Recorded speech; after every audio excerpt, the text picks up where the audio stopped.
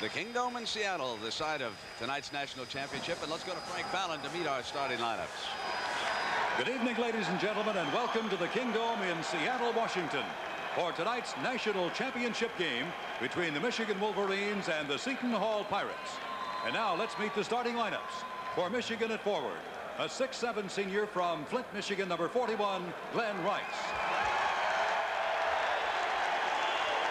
For Seton Hall at forward, a 6'7" junior from Melbourne, Australia, number 10, Andrew Gaze.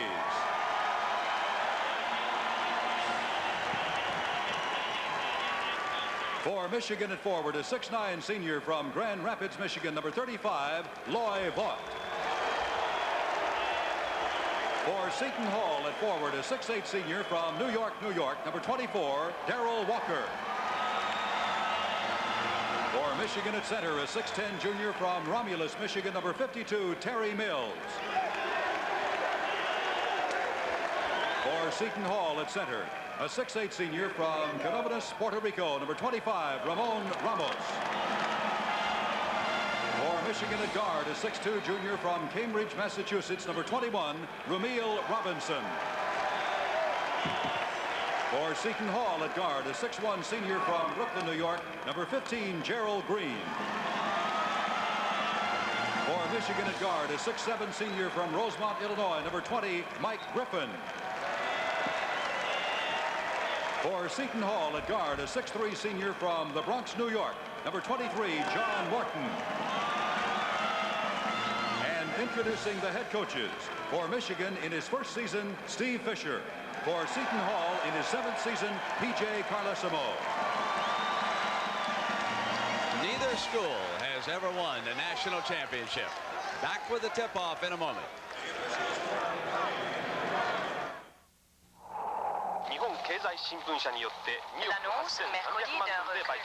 The finance ministers of the 7 most prosperous Western nations. The world has become a global marketplace. Last year, Merrill Lynch helped corporations and governments raise $230 billion for building industries and creating opportunities. We're proud to have inspired that much trust. Merrill Lynch, a tradition of trust. Most personal computers are like a 2-lane highway, which is fine until there's so much information, even important data, gets stuck. But you can have more lanes for information in your system right now with an IBM invention called Microchannel in many IBM Personal System 2 computers. It's putting an end to roadblocks and speed limits, so you'll be going places faster today and down the road. When you're thinking ahead, you're thinking IBM Personal System 2. It takes a 6-game winning streak to win a national championship. Michigan got to this point after trailing Xavier and South Alabama at the half. Then they blew away North Carolina, Virginia, and in a tough game on Saturday down to Illinois. As for Seton Hall, after struggling a bit in their first game against Southwest Missouri State, they really came alive. They were favored by 10 in that one. Then they put away Evansville. Then handed Indiana and Nevada, Las Vegas, the worst records they've ever suffered in the NCAA tournament. And for Duke, they were down 18 and beat them by 17. Their average margin, 15. They won the coin flip. They'll wear their home whites. Michigan coming down in the maize and blue with the first set. Rice makes it a 2-0 game. Brent, straight man-to-man. Gaze got caught behind a screen early on. He's going to have to fight over screens much tougher than that. Morton's 3 rims out, and Griffin rebounds for the Wolverines. Rumeal Robinson brings it down. Great strength. He'll go to the glass with the left hand, missing, and it is Walker down with the game's first rebound. Mickey Crowley, your referee. John Clardy and Tom Rucker, the 2 umpires. Green bangs in a 3. If there's been one major change in this Seton Hall team the last month or so, is that Green is looking for the shot early. There's Gaze fighting over the screen. Got out hard on Rice that time. Knocked the ball back near the midcourt line. They set another screen, and he comes around. And Gaze dueling Rice for the ball. Rice comes back. It'll be 5-on-4 now. Lost the dribble. That was a dangerous play for Rice for the simple reason he should have given it up. Gaze was wide open on the other end of the floor. We said he's a heady ball player. he would have got an easy 2 on the exchange. Green and Robinson have dueled away as youngsters up at a tournament in the Boston area. The best of New York against the best of Boston. Ramos partially blocked on the inside, and Vaught yanks it away, and here's Ramil Robinson again. There are those bangers on the inside. Mills with about 2 inches on Ramos. Bad shot. He makes it anyway, huh? He took a bad one on Saturday that wound up being a brilliant one when Sean Higgins put it back in to propel him into this national championship. Walker's getting good position on Hughes inside. Bad pass by Gaze. Let him a little bit too much to the left, but Vaught is playing right behind Walker. Walker should be able to handle the ball in the low post. P.J. Carlissimo has one Achilles heel in the Big East, and that is Syracuse. And there are any number of similarities between Michigan and Syracuse. Good point guard, tall men on the inside, and that one banged in by Vaught. And Michigan moves out to a 6-3 lead and looks good doing it, Billy. A big shot by Vaught. He's only shooting 41% in the tournament after shooting 66% going into the tournament. So Steve Fisher has to be happy with that. Gaze off a fake got Griffin to jump in, and Mickey Crowley picks up the foul. Griffin is the lowest scoring player in the NCAA Final Four, and he cannot afford to help out inside because Gaze will hang out beyond the three-point line and get those cross-court passes. So Griffin better stick with him or he'll be hitting some threes.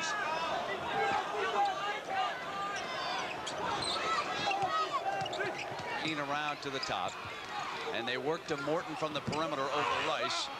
Up high, knocked away by Walker, but it is Michigan that touched it last. Did Ramos go down hard that time? Not hard enough to hurt that man. He is like an oak tree on the inside. Has not played well in the NCAA tournament compared to regular season, but you can expect a big game from him tonight. Morton's 3.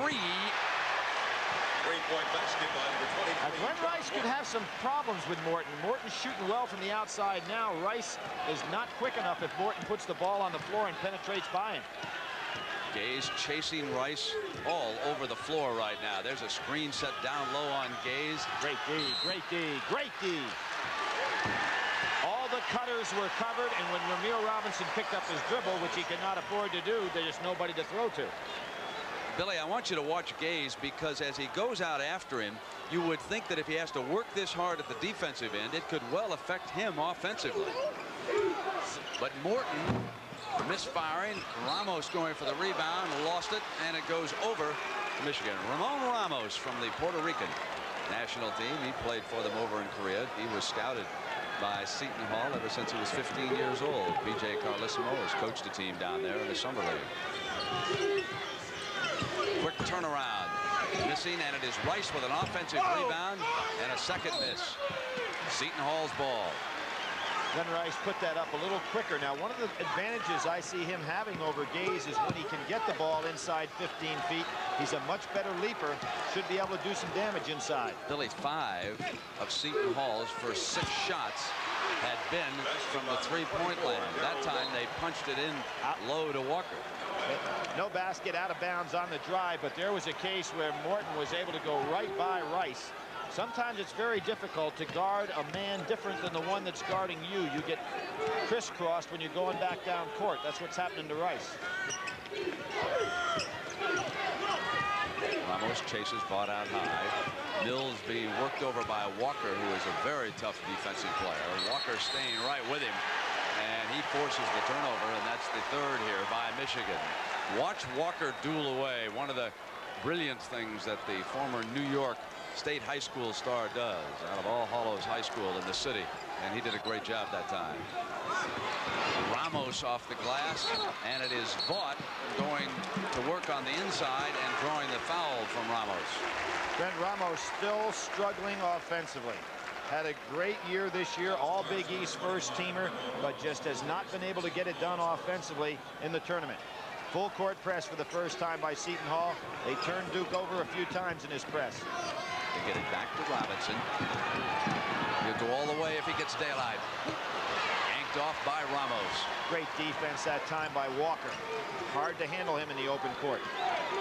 Billy, when you take on someone like Ramos, even if he's not shooting well, how about the wear and tear physically by the time you get to the last 10 minutes? Well, that's what's been Seton Hall's big advantage against other clubs, but Michigan can come back in with Hughes to play him for a while. And Walker on a slick turnaround, his first field goal. Walker, Green, and Morton, the two guards, have both hit threes, and Seton Hall up 8-6 as a result of that. Now Rice maneuvering, and Gaze right with him, and Rice able to jump up over him, and that's his second field goal.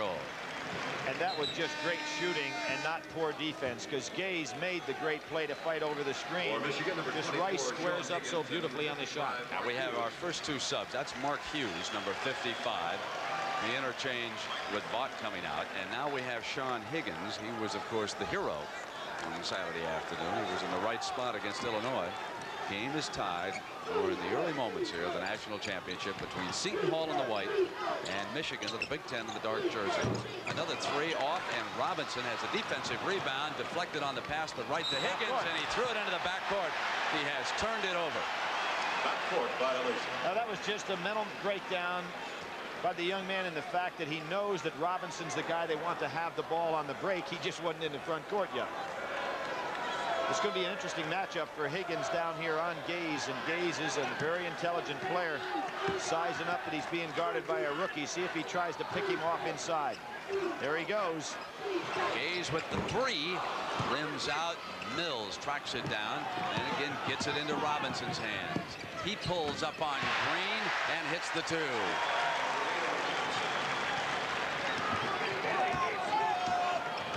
Michigan up as the result of that field goal. Off to Gaze on a cut off his foot, and over to Higgins. Here comes Robinson again, 3-on-1, bounce past Rice.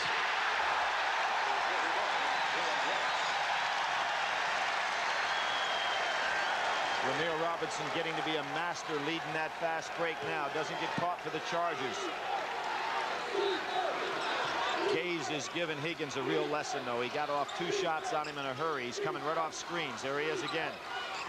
Back into Morton's hands, and it's an offensive foul called on Morton. Rice able to draw it that time. That's the first on him and the second team foul on Seton Hall. We're going to have our first commercial timeout here of the evening at the 14-16 mark, and Michigan up by 4. For hanging in, for hanging tough, for holding on when the going's rough, for the smile that's part of you, that extra mile, for coming through this much for you. Beechwood aged with a taste so crisp and clean, so refreshing. It's the king of beers. This one's for you. You know what? My dad bought a new car. So did mine. My dad got a V8. My dad got a V12. My dad got a sunroof. My dad got a convertible. My dad got a CD player. My dad got a car phone. My dad got Michelin. Michelin? Well, my mom's prettier than your mom. Michelin, because so much is riding on your tires. We're here at the new Disney MGM Studios theme park for the premiere of the 1990 Chevy Lumina. The Lumina sedan has the most passenger room in its class. And coming later this year, the Lumina Coupe and the new Lumina all-purpose vehicle with optional seating for 7, no matter what your size. Introducing the family Lumina from today's Chevrolet. The heartbeat of America. That's today's Chevrolet. Chevy Lumina, official car of the Disney MGM Studios theme park. See you real soon. This is the Augusta National, the only home the Masters has ever known. A tradition unlike any other. The Masters on CBS Sports. Well, Billy, Michigan leading by 4, and Ramil Robinson here with one of his 3 assists. Well, we said the sharpest point, meaning the point guards, which one would be the key. So far, Ramil Robinson has pulled up and taken the jumper. On that particular play, he led Glenn Rice perfectly for the easy layup on the break. And a wild Rice. He has hit his first 3 shots, missed only once. 3 of 4 for the game now. Knocked away by Walker, but Rice is there. He'll hoist a 3. Out of bounds. rebounds. Higgins goes for it, but it's Seton Hall's ball. Walker was standing right there. Seton Hall 3 of 10. They've taken 7 from three-point land, but Ramos with a layup. And Green answers as to who's the sharpest point. If Seton Hall can thank anybody for being in this championship game, it is Green, who brought him right from disaster against Duke and led that club very well. Robinson capable of posting up and got on the inside and drew the personal foul on Green. Billy, bench strength is so important for Seton Hall. Michigan went to its bench first. What about the Pirates? Well, we talked about Cooper going to be the first man coming in tonight. We talked about Goudet mates, and we're talking about that incredible bench strength that Seton Hall has shown, going 9 deep and getting quality from every man they bring in. I'm surprised they didn't put Cooper on. Yes, they did. They put him on Rice. That'll give Gaze an opportunity to rest a little bit defensively. He'll chase Higgins now. He's out on him. They get into Mills, turn around in the paint, rimmed out, and Robinson in low puts it back. So Ramil Robinson is off to a fabulous start as the leader here of the Wolverines. Many people consider Ramil the finest guard in the country coming out of high school. He had to sit out his freshman year at Michigan, but is coming on strong now as a true All-American caliber player. Ramos goaltending put it down. Ramon Ramos against the Soviet Union over in Korea scored 16 points in the Olympics and pulled down 8 rebounds. Now watch this pump fake on the inside. Gets his man up in the air and then uses that wide body to score. No question about the goaltend on Rice. It's a 2-point lead by the Wolverines. That's on the inside, and that is Cooper holding Rice down on the inside. He was trying to get free, and he just reached out and grabbed him. It's away from the ball. Good screen by Mills. He's got Cooper caught, and Cooper tried to just use that upper body strength on Rice, who would like to post him up down inside a little bit. Robinson deep in the corner now for the Wolverines. Ramil realizing he has Gaze on him, would like to go by him. There's the pick on Gaze. Robinson gets it inside and can't put it down. Walker quickly into the hands now of Green. Walker off the dribble. Misfiring, knocked back to Gaze. He'll come inside, and Ramos wasn't expecting the pass. Yeah, tough pass, and Ramos hurt his finger on that one, too. Just a bullet pass, a little bit too close. Didn't have the spacing for that type of play. Ramos shaking off some of that pain as Vaught returns. You can see that Steve Fisher, realizing and respecting that Seton Hall bench, is using substitutions early, much earlier than when the players are actually tired, which I think is a great move. Screen out high, left-handed dribble, and on the inside, knocked out of bounds. Did you see how Ramos reacted initially? He thought it was a foul. Great reverse dribble by Ramil Robinson. Doesn't mind taking it inside against the strongest of people. Excellent call by that official on calling it a good block as opposed to a touch foul. But Ramil thinks that he can take Green inside. They played against each other for the first time in the Boston shootout as high school players. Robinson has had the advantage of Green throughout those early contests. They want that ball in Ramil's hands. He'll dump it into Hughes. Gets the roll.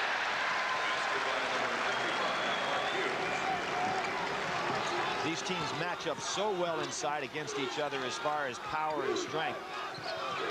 Gaze left open, missed the 3. Rice rebounds. Got Hughes. Robinson 2-on-1. He'll take it on in. Yanked away off the miss by Walker, and it's Seton Hall's ball. They trail it by 4. There's one of those decisions for a point guard. If Ramil would have taken it more to the center and pulled up, he'd have had the angle for the pass.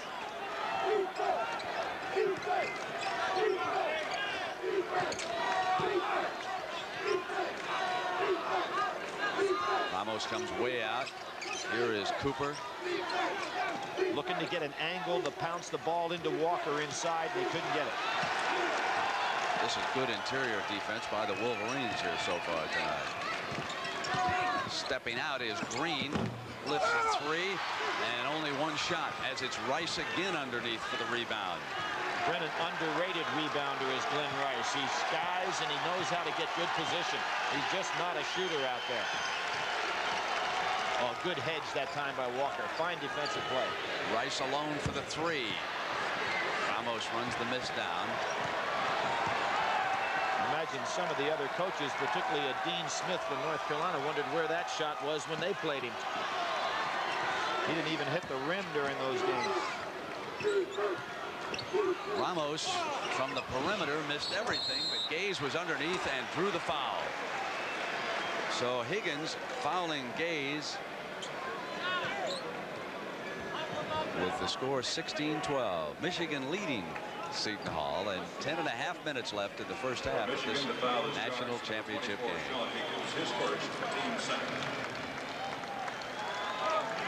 Griffin returning. And also Anthony Avan in the game for the first time. Brent, he has been on fire. 17 points in the last 2 games, actually outproducing Ramos from the post. Also, Mike Griffin. Rice will take his first break. Gaze has missed his only 2 field goals, but he hits a free throw with Ramos also being given a breather. So Fisher doing a job of rotating his entire starting lineup and giving everybody a breather here early.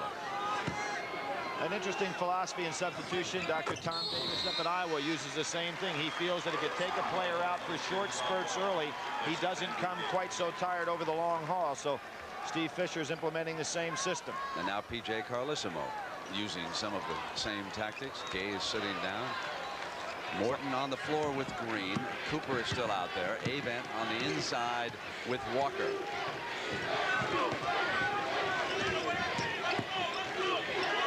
Higgins has range in that jumper. Cooper better get out on him a little further. Mills backed his way in. Offensive rebound. And a good putback by Vaught, with the coach's wife cheering on that move. And the lead 4 again. 18-14 Michigan. Third team all Big Ten player. Vaught has been solid. There's Higgins on a rebound. Higgins at 6'9". You don't realize how tall this Michigan club is on the floor. 6'10", 6'9", 6'8". Griffin at about 6'5.5". Steps out. Griffin inside now to Ramil Robinson, who posts up his man. That's 6 points for the point guard. Here's where Griffin is really valuable. Although he doesn't score a lot, he's got a good passing angle, being that tall out in the top of the key. Avent jump pass over to the side, and it's Walker. You know, I have a feeling, Brent, even though we've passed the 10-minute mark, that these teams are still kind of feeling each other out. One thing is evident, and that is Ramil Robinson could be headed for a huge night. Higgins on a turnaround, partially deflected. Here is Green. Green will bring it down. Robinson watching him, so he comes over to the left, and no daylight for penetration as Robinson got over there and sealed up quickly. Now it is Morton looking down the baseline. Walker runs it down in the corner. An offensive rebound, one of the things that he does very well, Billy. Ramil Robinson looking a little tired right now. He's matched up with Cooper in this lineup, so Cooper can post him down low. Morton. Michigan got caught in a bad matchup there. Robinson with 6 points and 4 assists. Listening to Coach Fisher as he comes across the midcourt line. They punch in down low to Vaught, and he traveled. He turned it over. That's the 5th Michigan turnover. The Wolverines leading it by 2, 20-18. We'll take a timeout at the 8:19 mark.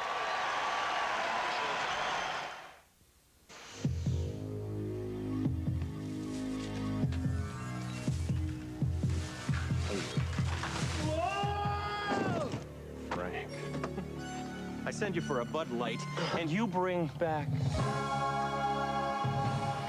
Well, if you want the one light that outshines them all, ask for Bud Light. So, there are no men here, there's an unlimited supply of Bud Light, and we can never leave.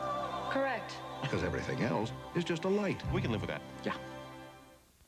If you've got yourself a car, and you've got yourself a house, you could be on your way to some very nice savings. Because with Allstate Homeowners Insurance and an excellent driving record, you could save up to 15% on your auto insurance. And 15% could mean big money for all the important little things.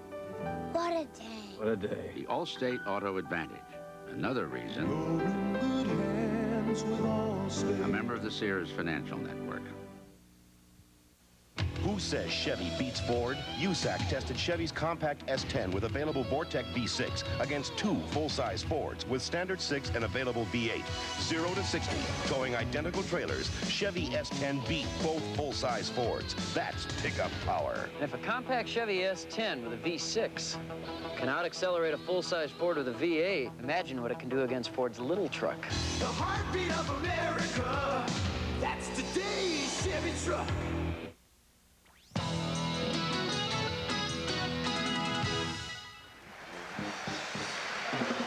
Well, an early story here in Seattle tonight has been the defensive work of the Wolverines, holding Seton Hall to 35% from the field and forcing them to take 9 shots on the outside. They've made only 2 of those 3-pointers. Seton Hall trailing it by a field goal, coming back down now against that Michigan defense. Rice on Morton. Morton's got the quickness factor on him. See if he can get a shot off.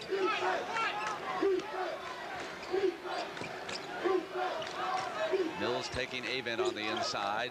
Now it is Morton running underneath with Rice, who has returned, chasing him.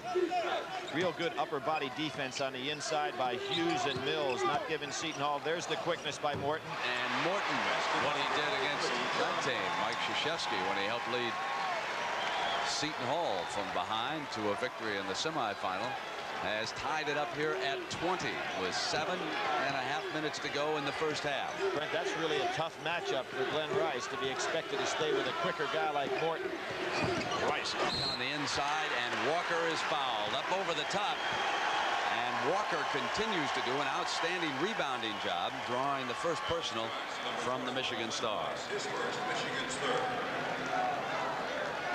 You know, this Seton Hall club lost Mark Bryant last year, who was a first-round draft choice by the NBA. Not many people expected him to do much. They were picked 7th in their own conference preseason. There again, Morton is taking Rice.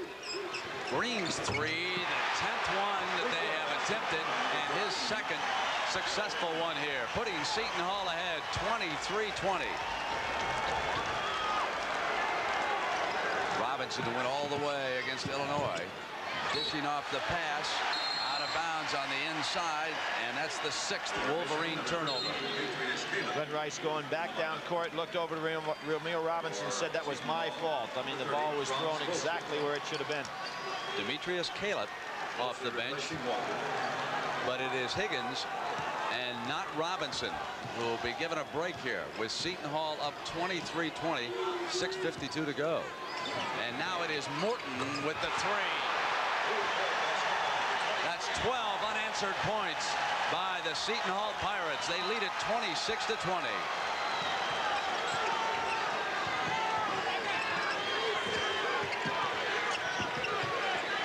Into Rice, who snaps it off the turnaround, and he was fouled by Gaze. That's Gaze's first personal. The young man from Melbourne, Australia, here for his junior year in college, will return down under. He'll soon be 24 years old. He would have to apply for an extra year of eligibility. His father, Lindsay Gaze, is the John Wooden of Australia and runs a team down in the Melbourne area, and that club badly needs Gaze, their star, to return as a player. And so Dad said, "Nah, he's not coming back for his senior year. He's coming back to play for me." Brent, I have a little bit of problem with that in terms of the international player, and I don't think it was anything that PJ had set up to have a guy used for 1 year, but I really question whether that is a good move for the future. You can see a lot of people going over to get an international player for 1 year to help him shore up an individual position. Yeah, there'd be some Soviets who would be. Well, the Yugoslavians have an awful lot of outstanding young talented players, and bring a player in for 1 year, use them to have a quality team and send them back home might not be in the best interest of the game. But it is certainly within the rules. Exactly. And here he is in a national championship game along with Ramon Ramos. Good D. Mills jumping out over to Robinson. Caleb on the right, back to Vaught, trailing, and Avent coming down on the inside, and there's a blocking foul, and they're pointing at Wigginton. Wigginton, a very difficult guy to go ahead and do something on the break because he's so small, low to the floor, kind of like a Muggsy Bogues from the Charlotte Hornets. But this is a good play by Mills to hit ahead. The man has excellent hands. Good decision-making process by Robinson. But see how low to the floor Wigginton is. Very difficult to get in against him. Took away an easy 2. Robinson into the paint. That's 8 points. I don't know if there's a guard in the country that takes it to the hole any better than Ramil.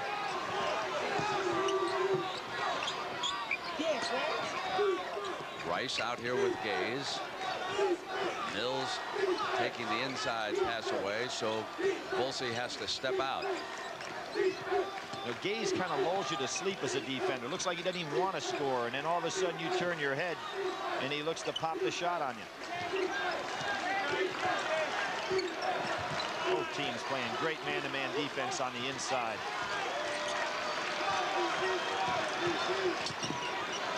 Wigginton inside with the bigger fella. The smallest man in Division 1A, 5'4", Pookie Wigginton took it on the inside and hit the field goal, and the crowd loved that one. Coming down the line now, and Robinson with his 10th point of the evening.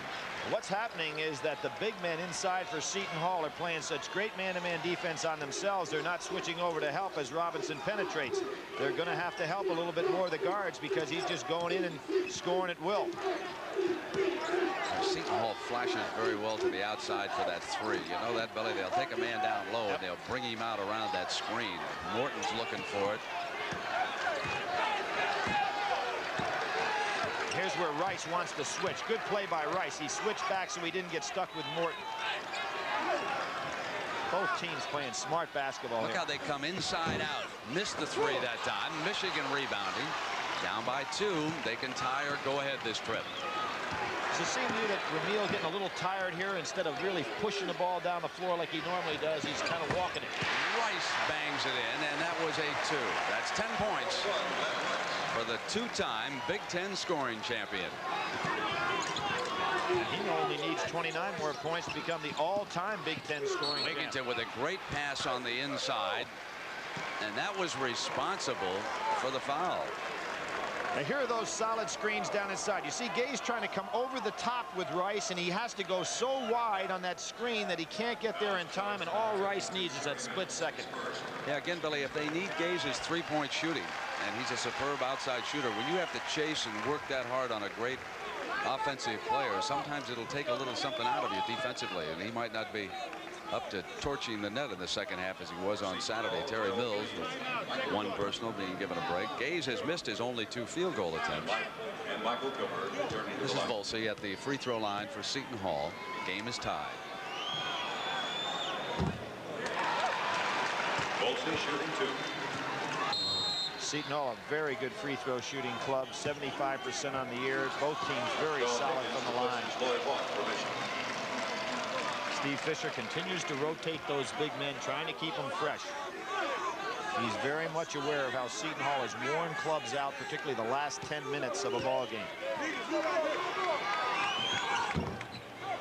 Missed his free throws. Higgins is quietly getting up on the boards tonight and doing a good job. Oh, good cut. Traveling. 7 Michigan turnovers.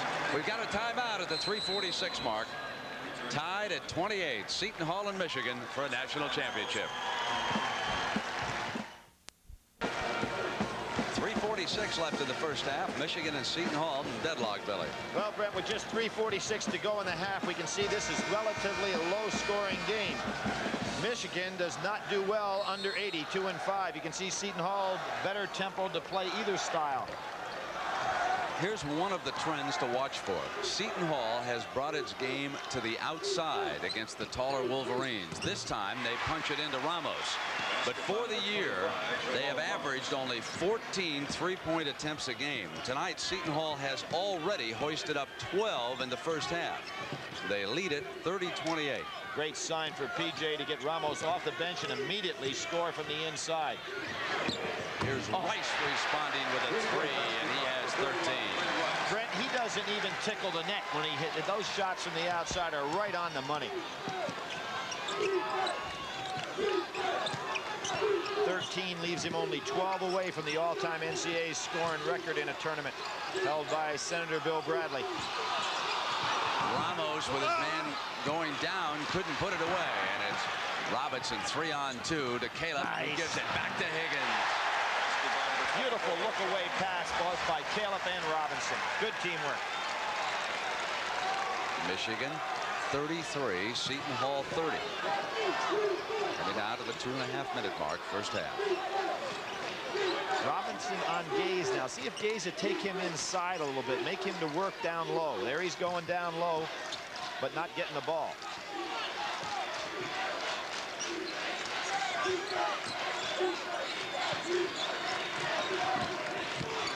Green tries a penetrating move. Higgins slaps it away, and it'll be 2-on-1 with Green rushing back into it. Robinson goes all the way. Higgins tries to knock it down and can't.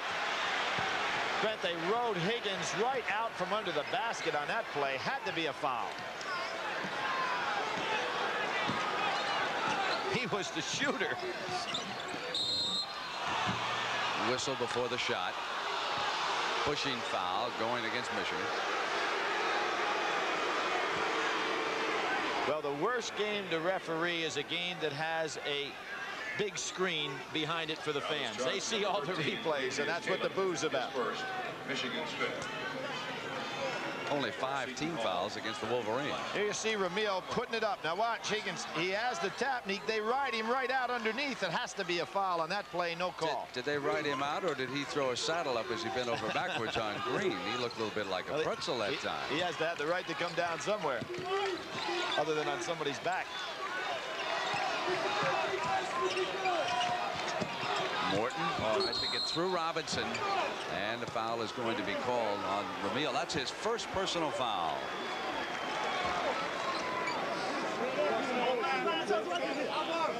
Well, there are no pads in basketball, but fellas better be strong with upper body strength. And you can see Ramos just saying to Hughes, I'd like a little more room in here, sir. Excuse me, please. Kind of like getting into some of the elevators here in Seattle.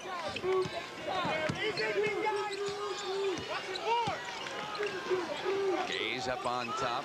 Higgins chasing him. They go in low again to Ramos against the double team, and now Gaze is open for the three. Cannot find it, and Rice goes up high to get that rebound. That's the third or fourth time tonight Rice has been above the rim to grab a rebound. They save it? Yes, they did.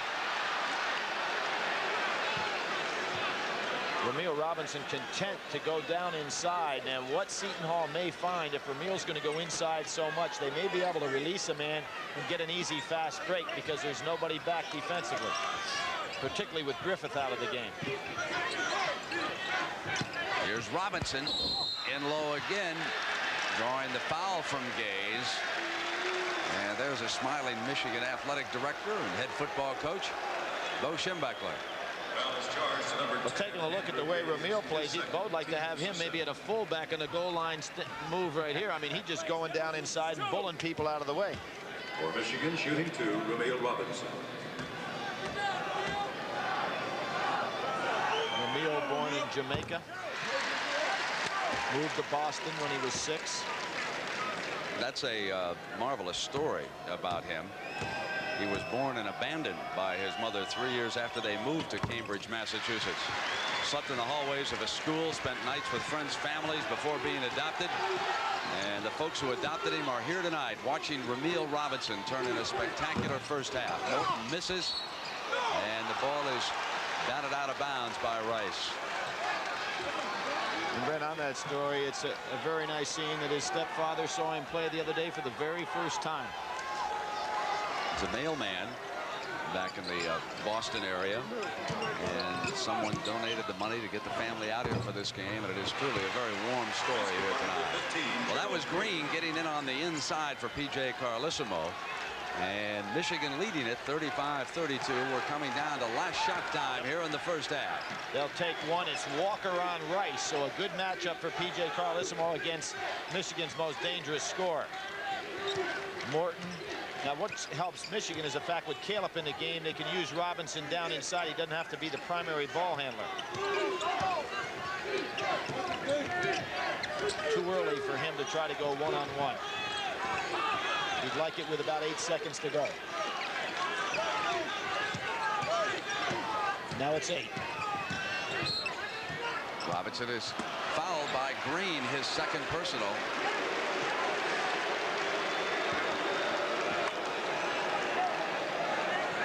At the top of the show, we talk about who was going to have the sharpest point, meaning which point guard, Green or Robinson, was going to have the best game. So far, it's been all Ramil Robinson.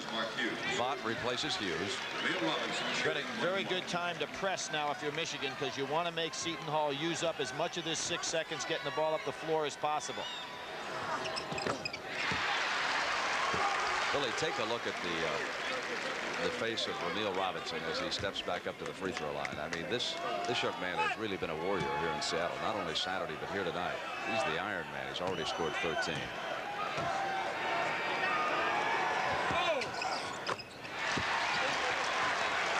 Seton Hall will hurry to get off a shot. Green will bring it all the way down, missing, and that'll end the first half.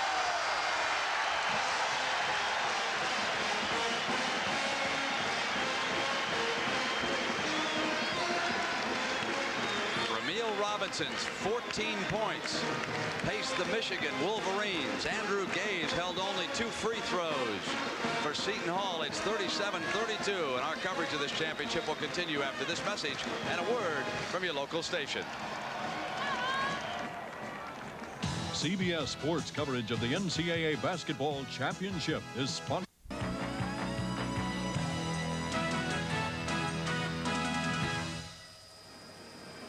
Twilight descends upon the Emerald City of Seattle, and inside the Kingdome at halftime, Michigan leading Seton Hall by 5 as Ramil Robinson and Glenn Rice have combined for 27 of the Wolverines' 37 points. And for you Seton Hall followers, you might notice this is almost an identical score to Saturday's game against Duke. In that one, the Pirates trailed 38-33 at halftime. It's a 5-point margin in this one tonight, 37-32 with Michigan on top. And so we are 1 half away from crowning our final NCAA champion of the decade. You know, 10 years ago, who could have envisioned the enormous growth of this sport?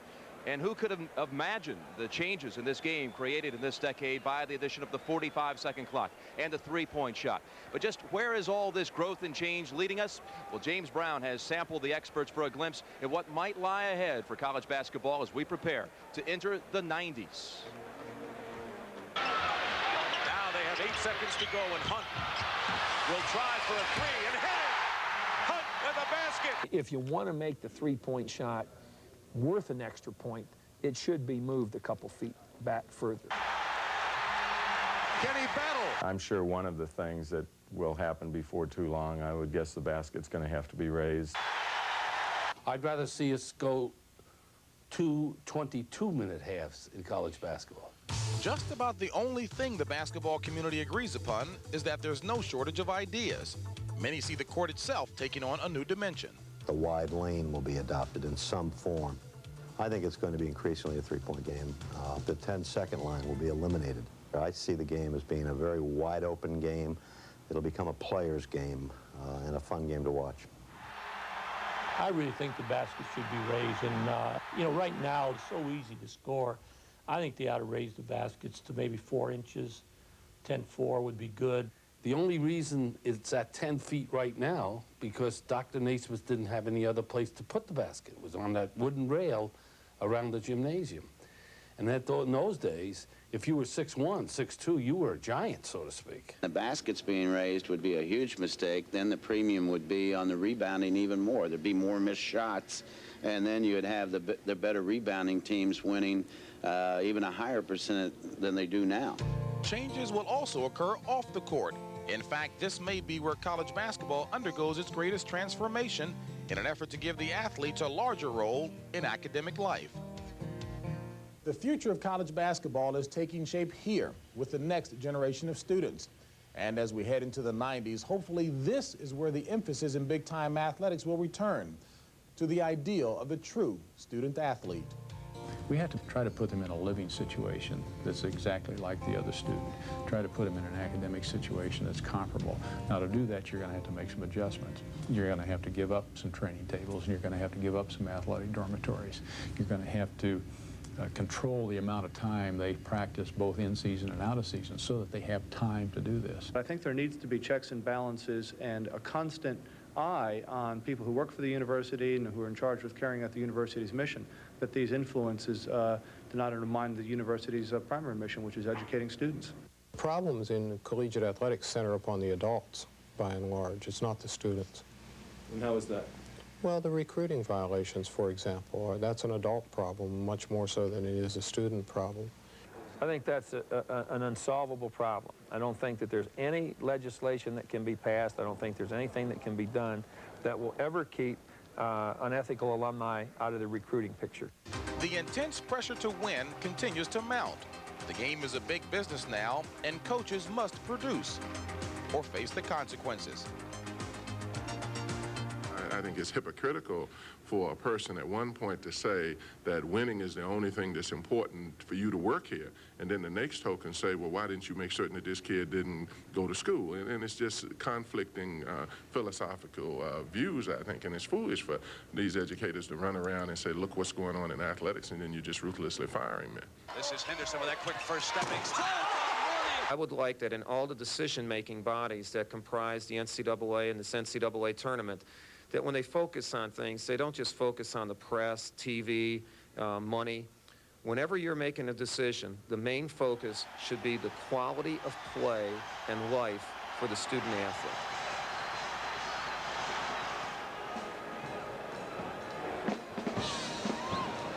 Sports fans videos. For more information, write to NCAA Productions, Post Office Box 1906, Mission, Kansas 66201, or call 913-384-3220. This message furnished by the NCAA. Welcome back to the Kingdom. Halftime of the national championship game. The band from Seton Hall. And I guess you can say it's been a day of musical chairs in the college coaching ranks. Rick Majerus has resigned as head coach at Ball State to take over as the head coach at the University of Utah. In a surprise, Wade Houston, an assistant to Denny Crum at Louisville, today signed on to become head coach at the University of Tennessee. And just 2 hours ago, right here in Seattle, Lynn Nance, no relation, announced that he is leaving St. Mary's of California to take charge of the basketball program right here at the University of Washington. All right, at halftime, it's a 5-point lead for Michigan over Seton Hall. Let's check in now outside the locker rooms. First stop, the Pirates locker room. Where outside is our Leslie Visser. Leslie. Thanks, Jim. I spoke with Seton Hall assistant coach John Carroll, and he said that they're pretty pleased offensively with the penetration of both Morton and Green, although they'd like to get the ball down low to Ramos. They're dissatisfied with that. They'd also like a little more production from the wonder from down under, Andrew Gaze. Defensively, they've really got to stop the penetration of Ramil Robinson. He said the way to do that is to cut off the passing lanes. Overall, though, they're pretty satisfied. They're only down by 5 points, and they have a history of coming on really tough and wearing out teams in the second half. Let's go over to you, JB. All right, Leslie, thank you very much. Despite nursing a 5-point halftime lead, the Michigan coaching staff is addressing two major concerns. One, far too impatient on the offensive end. They need to try to wear Seton Hall down mentally. And number two, the Wolverines would love to pick the pace up to get this game above 80 points. But in the hope of picking the tempo up and getting some easy transition baskets, they're hoping that Ramil Robinson does not become too fatigued. They need him for 40 minutes. Let's go back upstairs to Jim Nance. All right, James, we're getting set now for the second half. On our way to crowning a new national champion. We'll take it back to Brent and Billy after this message and a word from your local station. Sports coverage of the NCAA Basketball Championship is sponsored by Nike, who remind you to just do it. Gillette and the Gillette Atra Plus shaving system. Gillette, the best a man can get. UPS for guaranteed overnight delivery from coast to coast. UPS runs the tightest ship in the shipping business. And by Allstate for home, auto, and life insurance. You're in good hands with Allstate. The half of this national championship game, Michigan with a 5-point lead. Billy, I want to suggest that Ramon Ramos has not been the same in this tournament since he took that bad fall down in Tucson in the first couple of rounds down there. Certainly statistically it has not been the same, but Brent, what has been great for P.J. Carlissimo has been able to come off the bench with guys that have given him almost 20 points per game. Tonight, the inside players from the bench have produced absolutely zero, so Ramos is going to have to produce in the second half. Now, the other side of it, take a look at the Michigan defense. It has been superb tonight. Meanwhile, Seton Hall not doing as well as they normally do. And Michigan shooting 50% from three-point range. You'll see that Michigan defense has been forcing the Pirates out to the perimeter. Now, the point guard comparison that Billy brought up at the top of the broadcast, Ramil Robinson has been spectacular, but he has not been given a break until we hit the intermission. He's played every minute. As for the big guns, well, Glenn Rice with his 13 points. He's on pace for 26. Gaze without a field goal and only 2 free throws. And he has been working hard on defense, and it could be troubling him at the offensive end. So we get started. Let's see what Seton Hall does here to come from behind here in the second half. Michigan has looked very impressive. Brent, I think both teams are going to show quicker feet in this second half. It was a very slow pace first half. They might have been trying to save themselves a little bit. Remember, neither of these clubs had been in a championship before in terms of the national title. I think they were playing a little bit under wraps. Green punches in now to Walker, who goes to work, and it's blocked by Mills. And there is Ramil Robinson. So with a 5-point lead, which is big in a championship game, now a block, and Michigan comes out with its first opportunity. Everything going the Wolverines' way right now. Rice missing on the 3. Morton reaching in on, but fouled in. Now, one of the things that both of these teams do so well is come over from the weak side to help out whenever the ball goes in the post. And you can see Mills coming over to help out when he realized that Vaught was beat on the inside by Walker. A great block and turned it right into offense for Michigan. No spacing there to get the ball to Mills. Mills hits the turnaround, and it's 39-32, a 7-point lead, the biggest of the night for the Wolverines. That was a smart play by Robinson. Once he dumped in, he realized Mills had no room to operate, took his man down under the basket. Missing now at 3-point land, and foul on the inside by Ramos, his second. Brent, very unusual the way these two teams are playing. Seton Hall averages 14 three-pointers a game on the norm. Tonight, that was their 15th three-point shot already. On the other hand, Michigan has been a great three-point shooting team, but so far tonight, they have only taken 3, which is really out of character for these two clubs. And Cooper will replace Morton. Strictly due to foul problems right there. Again, that works out a little bit, in my estimation, in favor of Michigan, because you don't have to guard Morton's one-on-one penetration. So it's a blocking foul against Michigan that time. We saw Rice again trying to rub Gaze off of Vaught. And Brent, I think you're right on the money. Gaze playing Rice is not only having to chase a great score and have his mind set on him, but he's getting pounded by those big screens set by the Michigan inside people. Really, that foul was on Vaught. They try to get it in low to Ramos, who comes up, and this time he gets it put down, and he'll move to the free throw line after Mills picks up his second.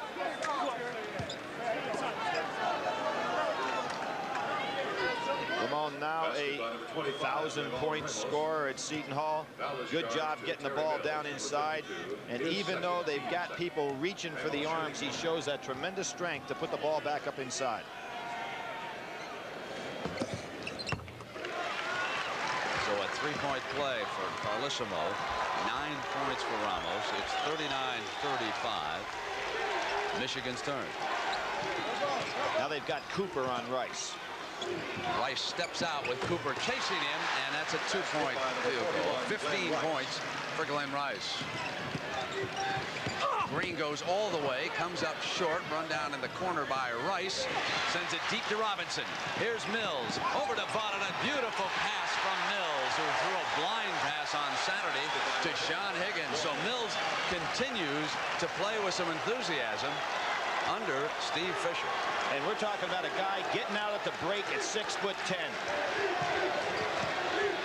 They wanted Walker. They've turned it over. Vaught to Griffin, and here's Robinson. And the Wolverines suddenly in control. He is so tough to handle on that break with that big upper body strength. Glenn Rice turns around, makes the perfect pass. It had to go up court so Robinson could get it. And there's the great pass by Mills. Not only the great pass, but how about the way he stepped off to the right-hand side to make sure the charge could not be called. Shooting 2. Smart play by Mills. And the third personal on Gaze as Robinson will shoot 2. Ramil, a third-team All-Big Tenner this year, sure to be a preseason All-American type candidate next year.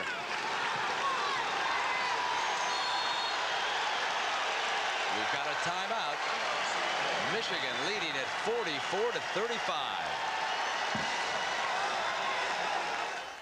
Bill Walton, who played one of the most spectacular championship games ever. That was for UCLA. He hit 21 of 22 against Memphis State in a victory by the Bruins. That game was played in St. Louis. Tonight, the star of the game has been Ramil Robinson, 15 points and 6 assists. He has not rested a minute in either Saturday's semifinal or tonight's championship game. Now Green, who is trying to find daylight against him, slips inside this time and comes up with a field goal, his first of the second half. Brent, I see a little bit of change in Seton Hall the last 2 times down the floor. Ramos has picked up his intensity. Green likewise. They're going to need it as Vaught steps out and bangs it home, and it's now 8 for Loy Vaught. A lot of people thought Vaught 2 years ago would be just a journeyman player at Michigan. He developed into a third-team All-Big Tenner and a great perimeter shooter. Cooper thought about it. Gaze will take the 3. Still can't find the range. Vaught yanks off the miss.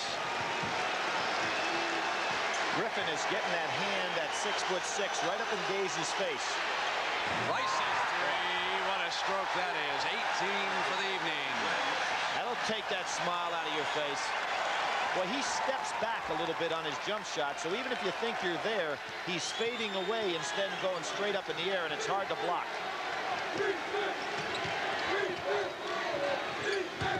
Green coming down for the corner, has lost it. Michigan with the turnover. And the Wolverines, who are 5 of 6 from the field this half, come back down with their 7th trip. Brent, I think Seton Hall is going to have to go inside and show they can get some inside game going, because so far they've been working strictly on the perimeter. Griffin got that tip shot. Started every game for Michigan, only averaging under 3 a game, but valuable.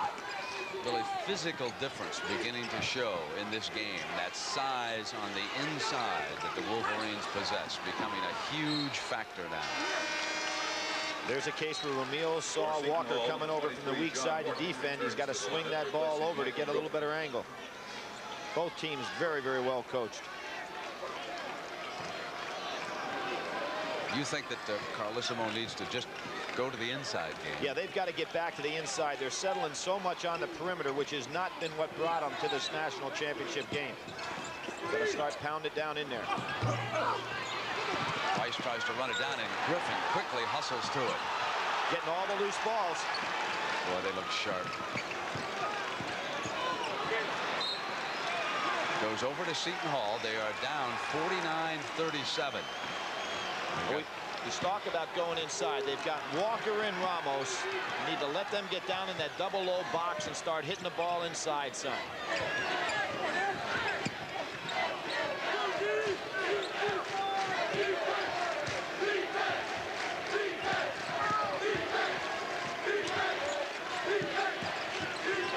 Green taking Robinson inside. Wanted Ramos. They've turned it over again. Green is starting to try to do too much on his own, Brent. It's getting away from their game plan.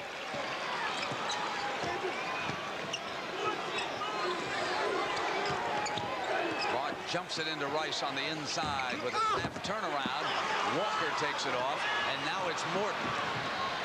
Morton into the middle to Green, who comes through and draws the foul on Griffin. Well, a reminder that at the conclusion of tonight's championship game, we'll select the Chevrolet Player of the Game, and in conjunction with that award, Chevrolet will donate $1,000 to the General Scholarship Fund of both Michigan and Seton Hall.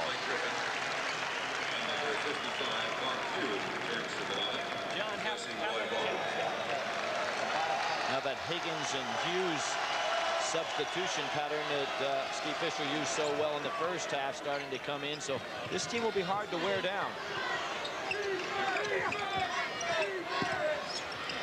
Good double team from the weak side.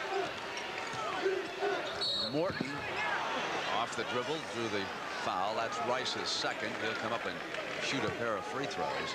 Higgins has checked back in for the Wolverines. Brent, what Ramos has to realize is when they hit the ball down inside and he's being double teamed like that, the man that's going to be open is the man opposite him up out on the wing. Normally that's Gaze, and tonight Seton Hall has not been able to go to that type of alignment. Ramos sits down as Avent checks back in, and this bench production, which has fueled the Seton Hall run at a national championship, has not been there tonight. Nope, 2 points, and that was only 2. Remember by Pookie Wigginton when the clock was running down and he went one-on-one inside. And this field goal can pull Seton Hall back to within 10 if successful.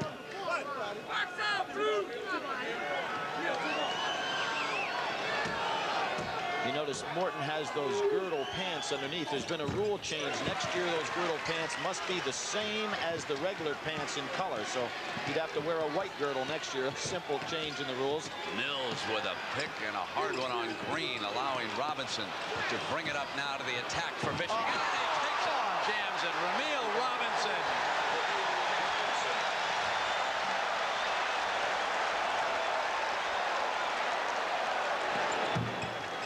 Missing again, and now Higgins rebounding and quickly up the floor to you-know-who. Robinson short now, and Walker is off for Seton Hall.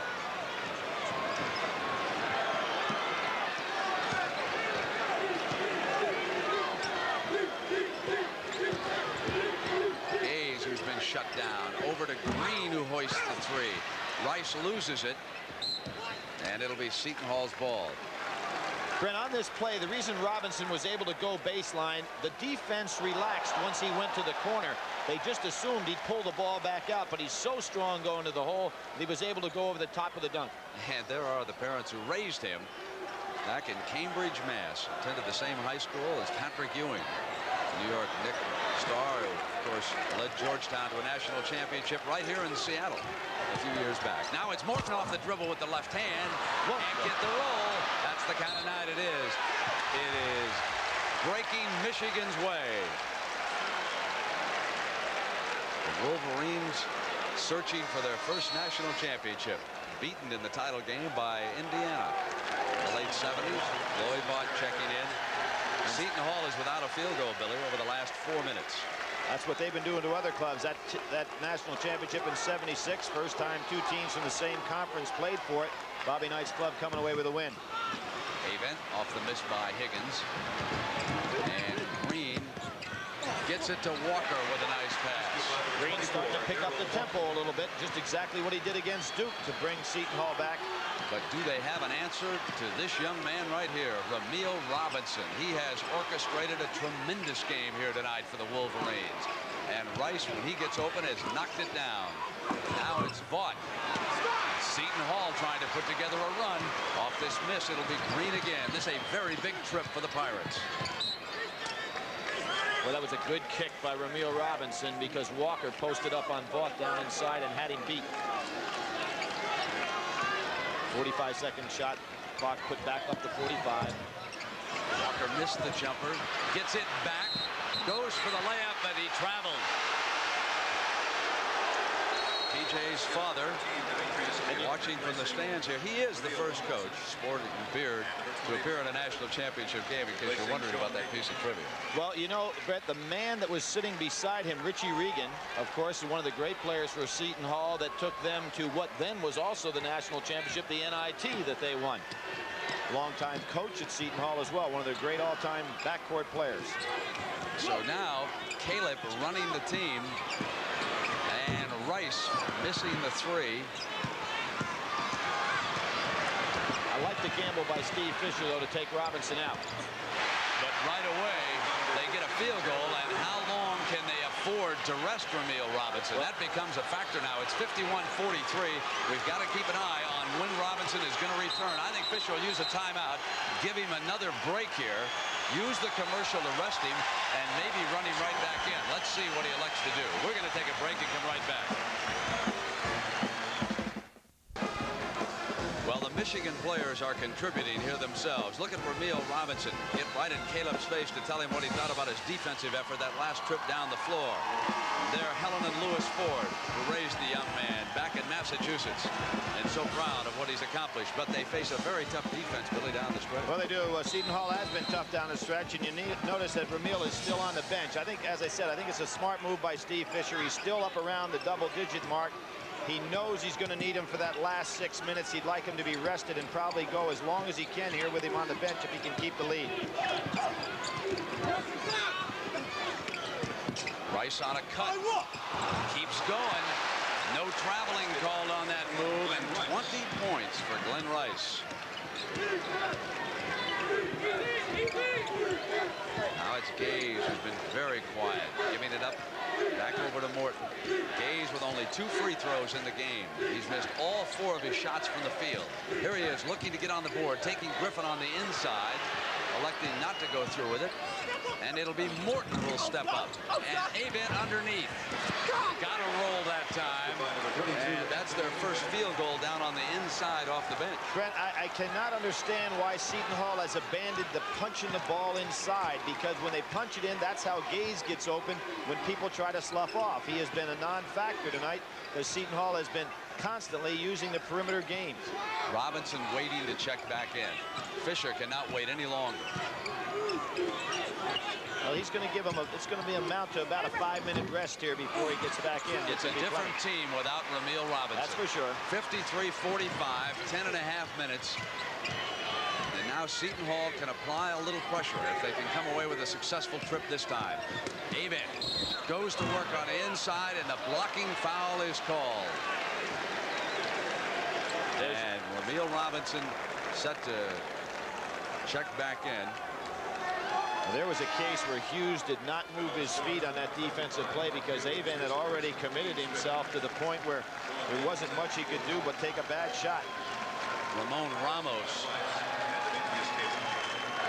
coming back into the game. 5 team fouls against Michigan, only 3 against Seton Hall. Green coming down, and Ramos collapsing to the floor, and the foul is against Griffin. That's his 3rd personal foul. Getting tough underneath, Billy. It is, and Mills is going to come back in. You can see good help again from the weak side. Ramos goes up and just powers the ball down against Vaught and Griffin. Hughes goes out, Mills comes back in, so they gain about a 2-inch advantage inside.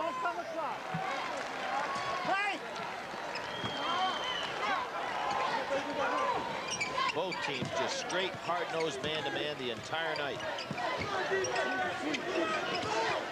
Nothing complicated, but a lot of good hard work and good defensive teaching. Avent staying on the floor with Ramos. Morton off a fake, and Higgins right there fouled him. That's his 2nd.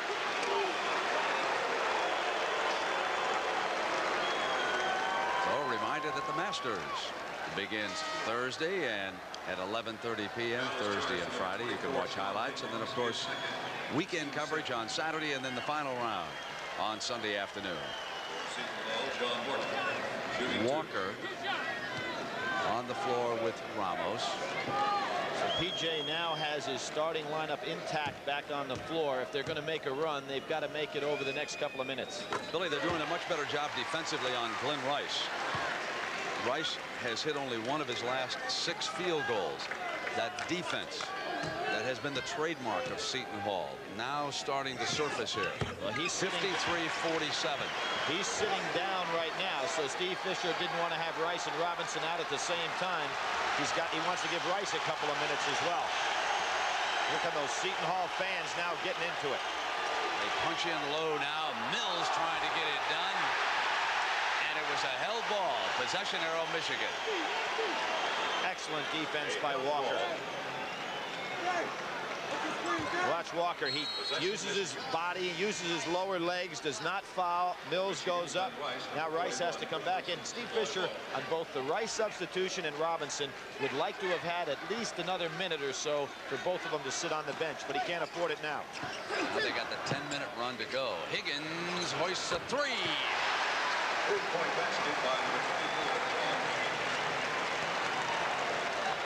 Big field goal for the Wolverines. Seton Hall was closing back in when Higgins hit that three near the 9.5-minute mark. The young man's had 14 and 31 in the regional games, so he has come on very strong for Michigan after a drought at midseason. So from the Kingdome in Seattle with Billy Packer, I'm Brent Musburger. This is the national championship game on CBS between Michigan and Seton Hall. Michigan moving ahead in the first half. They have maintained that lead. Their biggest lead of the game was 12 points. Mike Griffin leaving because of the fourth personal foul. And Caleb, number 13, you can see on his jersey, has replaced him, and this is John Morton. That means that Robinson and Caleb matched up with Morton and Green. Puts Rice back out on Gaze, so Rice going to have to work a little bit. Maybe they'll keep Higgins on him so Rice can be fresh, but then he'll have to go down inside and play a Walker. So some tough matchup decisions right now for the Michigan coaching staff. Missing the free throw. Rice with control. And key player for Michigan tonight, bringing it down, Ramil Robinson. He's played a great game. Rice rubbing off that double low down inside. Mills sends it back to Caleb. They wanted Rice. Walker got out on him. Scoop back up. Michigan underneath. Mills can't get it to fall. And Ramos is there. Now it's off into Green's hands. Green penetrating, and there's a foul going against Michigan on the inside. And that will be the second on Caleb. But on the other end of the floor, you'll never see it in the stats, but Walker showed some of the great defense of guarding and helping out on that last play to prevent Michigan from getting what could have been an easy basket. Billy, this game is starting to change a little bit. Yep, you can feel it. And it's because of the defensive effort of Seton Hall right now. Well, you've got a situation for Michigan. It's time maybe to go back to Ramil Robinson on some penetration. He did it so well in the first half, but he's not been able to do anything here in the second half with the ball. First half, you had Ramil Robinson with 14 and Glenn Rice with 13, but they both have been cooled off some. Mr. Carlissimo has 6 other children in attendance. There are 10 children in all. 7 of them have made their way to Seattle.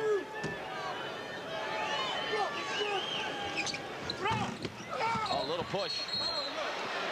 Push underneath will go against Walker. That's his first personal foul.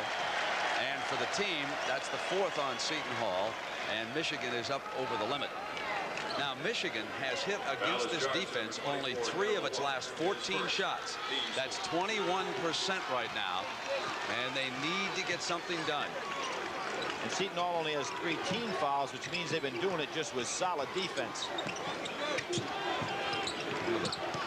Field goals was Higgins' 3-point shot. Now he backs in Gaze. He'll take another one, forcing it up.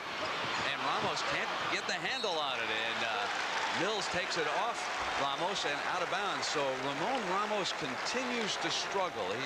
Normally he has some of the best set of hands in the Big East. And Bo Schembechler studying that clock, seeing 8.5 minutes up there.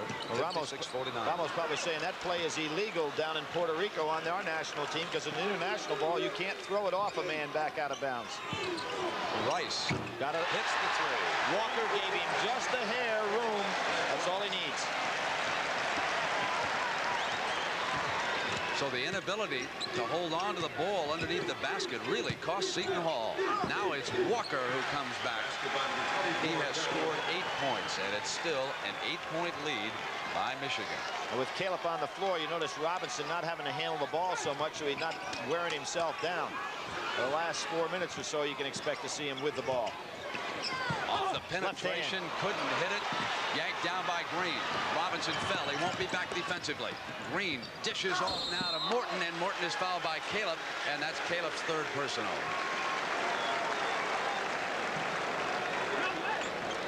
The move that Steve Fisher's got to be thinking about making is Caleb out. He's going to come back in with Griffith, but it's going to be for Higgins.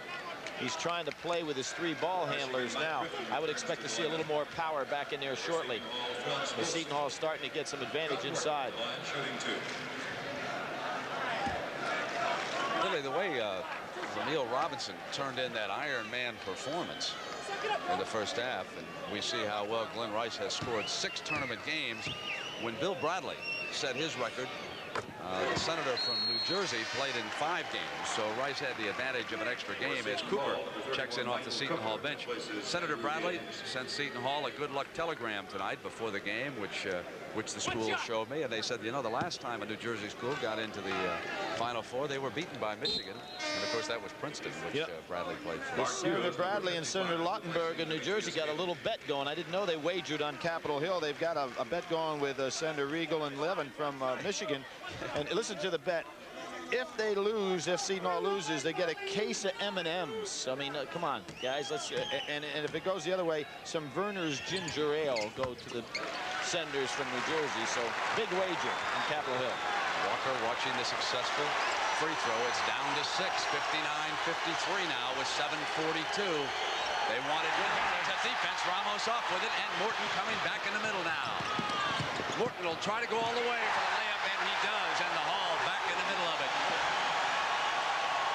Billy, you've got to get that ball into Ramil Robinson's hands and leave it there the rest of the way. He had a sensational first half, and they have been out of sync without him quarterbacking this team. Well, you've got to think of fatigue. Remember the Illinois game just 2 days ago. Rest tomorrow. Well, but here's Ramil Robinson. Sometimes the legs just don't do it. You know, it's kind of like a prize fight. You know what you want to do, but you can't get the hands to move. Rice coming around Cooper now with the jump shot. Volsey is there with the rebound. Cooper defended him with his legs that time, just by keeping him away. Morton looks quick. Morton through the lane, hits the field goal. Steve Fisher's got to be thinking timeout to stop this move. Now it's a 2-point game, 59-57. Remember now, Michigan led it by 12, so we settle in now for the stretch. We know what this club does under 8 minutes. Robinson's open, and coming over was Volsey. He took a good foul. He didn't let him squeeze the trigger on the glass. He'll let him shoot the 2 free throws. This is a very good look cross court by Mills. Ramil is capable, as we saw earlier, of dunking the ball in that case, but Volsey came over, and as you said, Brent, took away any opportunity for the 3-point play.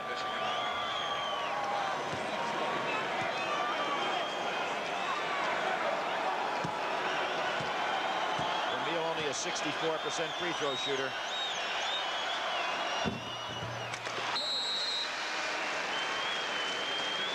Higgins replaces Griffin. Now that move gives Michigan a little more firepower.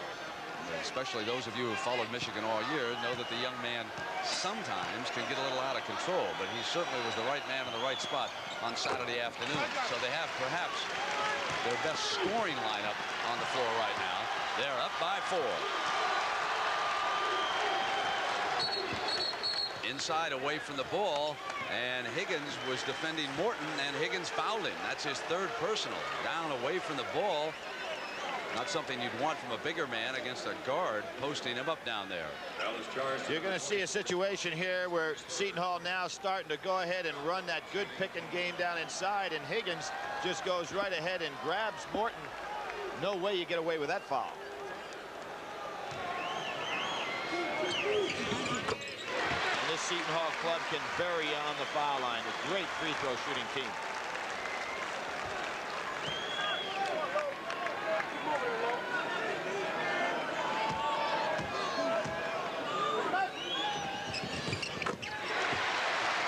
Remember now, Seton Hall trailed Duke by 18. They were down a dozen to Michigan. They're back to within 2.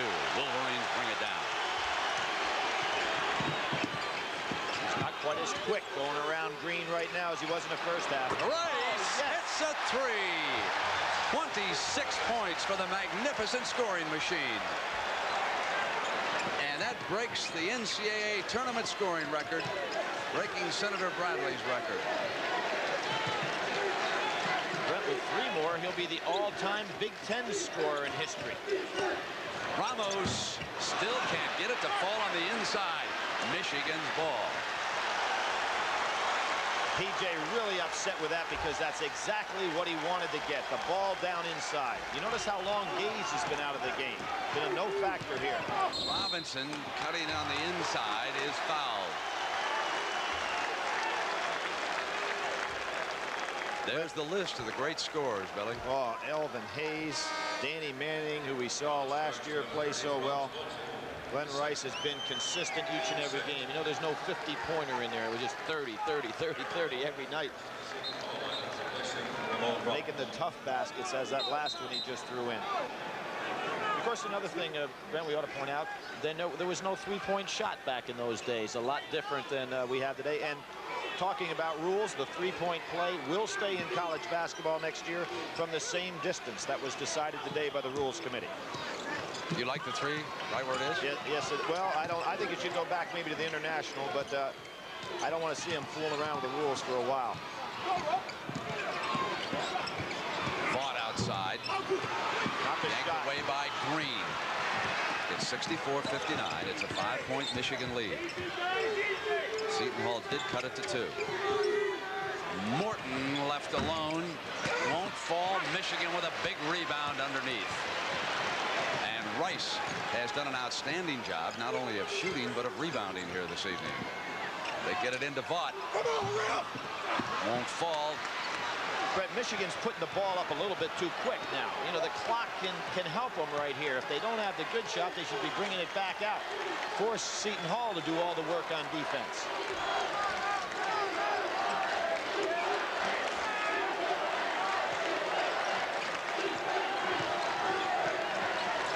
Walker steps out. Green over here on the left. Still wanting to punch it inside, but they don't have their man Ramos. So Green will come down the baseline. Keeps the dribble. They're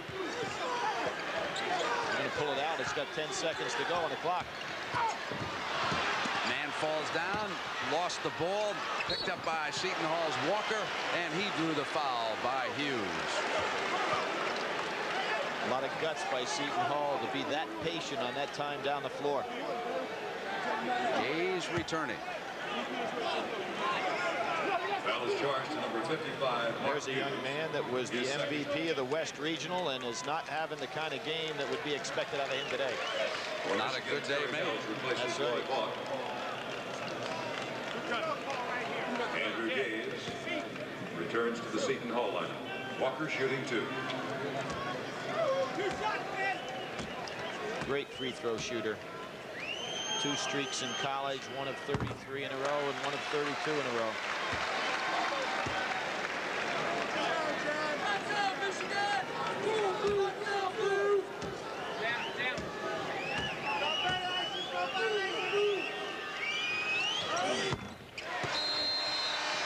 We've got a timeout.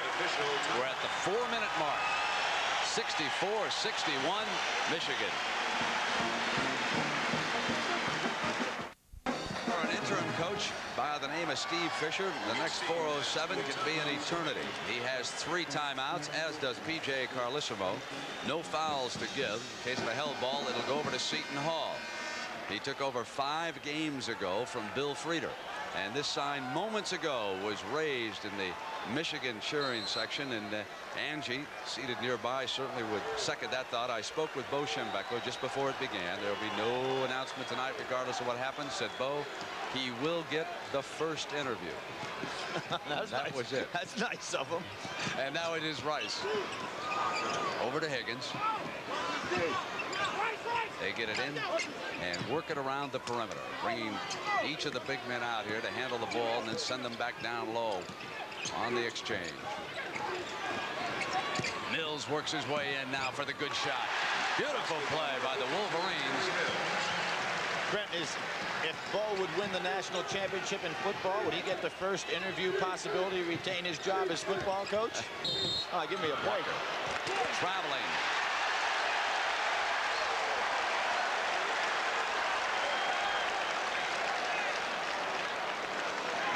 Again, weak side defense. Been there all day long. This is exactly what happened to Danny Ferry when he played against Seton Hall, having a hard time because great teaching of weak side defense. Robinson looks a little fresher now. That little time he sat down helped him. Now he gets in the inside, lost control. Nice save. Seton Hall's ball. Here's Morton for a breakout. That was a big moment in this game that has pulled Seton Hall back to within 3 points. But you see how smart Morton was on this play. He just tapped it enough to get to the teammate and then broke long. That's what it's like to have seniors that have played with each other for 4 years. They know exactly where they're going to be. He's got a hand on it. Seton Hall's ball. 3-on-2 now. Green off to the side. Morton hits it again. And Seton Hall back to within 1 in 2.5 minutes. Well, what is saved? Michigan walking down the floor with 3 players. What saved Michigan at this point? Steve Fisher up screaming at his players. Let's start moving. What saved them has been the 3-point shot. And there's another one off into Morton's hands. Seton Hall brings Morton, who's been the scoring sensation, up with the layup. 19 points in the second half for John Morton. The Hall's ahead. They've got to go to a timeout. Everybody's walking down the floor. Mills walking down the floor. And Steve Fisher is going for the time.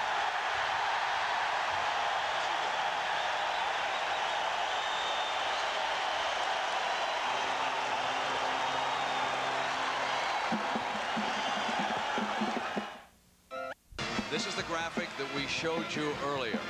The Seton Hall defense down the stretch. How few field goals they allow each of these teams. And now over the last 13 minutes, Michigan only 6 of 23. And John Morton has exploded, scoring 15 of Seton Hall's last 22 points and putting them up, Billy, by 1, 67-66. Red, the ball's got to be in the hands on this time down into Glenn Rice. He's got to touch it some to see if he can get off a decent shot. Green tightening up on Ramil Robinson. Good step out by Morton to prevent. 5 seconds. It goes over to the Hall. That was Morton that made the play. Rice had come off the double screen, and Morton stepped out to prevent that pass and created the 5-second call. He's doing it on both ends of the floor. Now Green, who is celebrating his birthday today, bringing it up to the attack. And what a birthday party this could be. Morton stepping out. Double high stack now by Seton Hall. Going to make Michigan chase them for a while, which is really going to wear down Glenn Rice.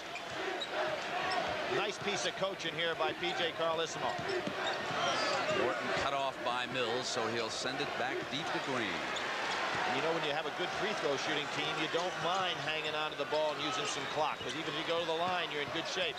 Walker putting it down, and the foul is called. And that on Vaught is number 2. Michigan's over the limit. So we're shooting 1-1, and Seton Hall a good free throw shooting team. Brent, some of the key things, the arrow pointing in favor of Seton Hall on the next tie-up situation. Also, both teams will be in the 1-1.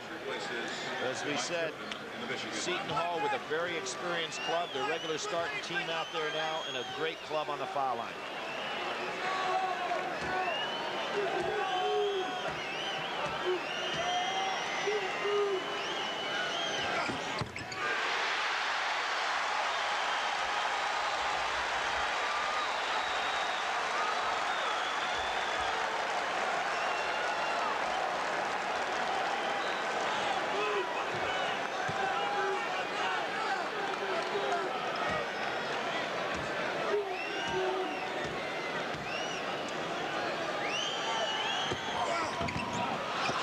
Michigan ball. Now the Wolverines have turned it over on 3 of their last 4 possessions. They trail it by 2. Rice with the 3. Michigan leads on Rice's 3-point shot. 29 for the game. Morton, he's alone as Rice slipped and he's short. Michigan's ball underneath. They've got to give it up. There's a differential of about 6 seconds on the clock, so they can't hold it to the end.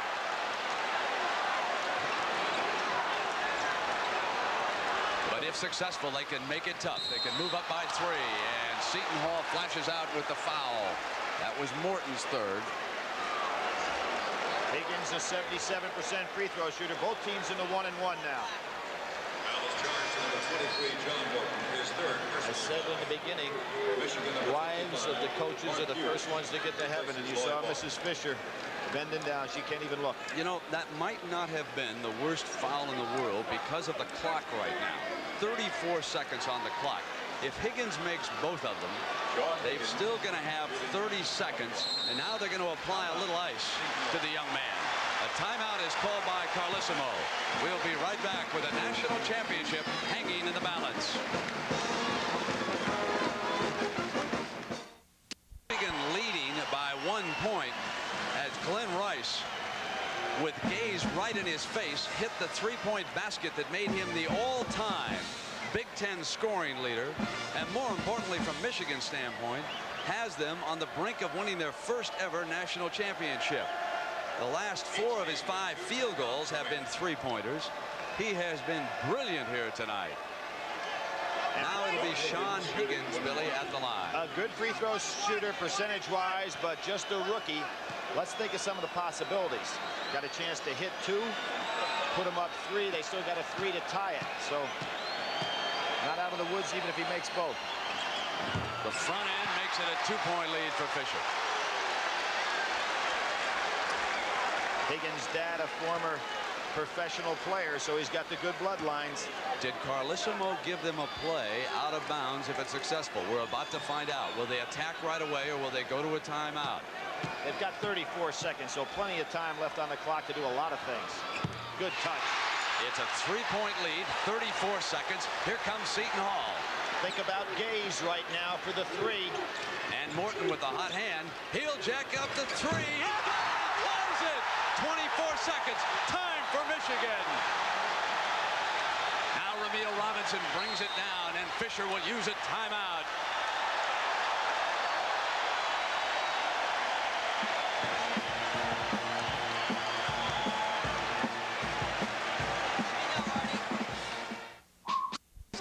Seconds remain. Score is tied because of John Morton, who scored 32 points, Billy, 22 this half. Stepped back behind the three-point line, buried it just as Rice did. Now, with a guy like Robinson, tough man to guard, but he's got to get the ball in his hands first. Good job by Green preventing him from touching it. And there's their last timeout. That was bad play by Michigan, not getting a solid screen for Robinson. The great color and pageantry of this arena coming down once again in this decade to another great ending at an NCAA championship.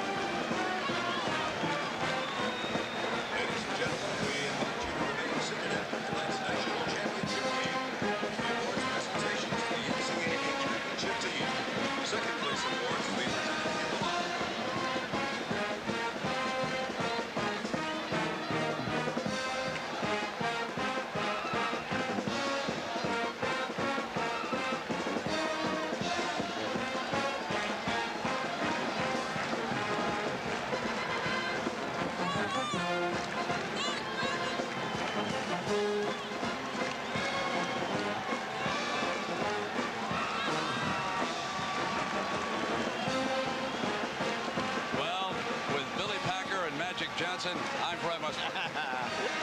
Here we go again. Michigan led it by 12, 51-39 at the 14-16 mark, and then John Morton started to blaze away. Brent, unlike Magic's game in the NBA, you can throw the ball in the backcourt, but they needed to set a screen from Ramil Robinson. Now he's with Green all alone. Very dangerous play here. They get it into Robinson's hand, bringing it down. The final seconds ticking away. Might as well clear out for him and let him take his man. They're going to look for Rice, too, if he can flash. He's going to go to the other side. He comes out high. He's got Gaze on him. Gaze with him. Rice shoots. Rice doesn't get the roll. We're going to go to overtime. First time since '63 when Loyola and Cincinnati went OT.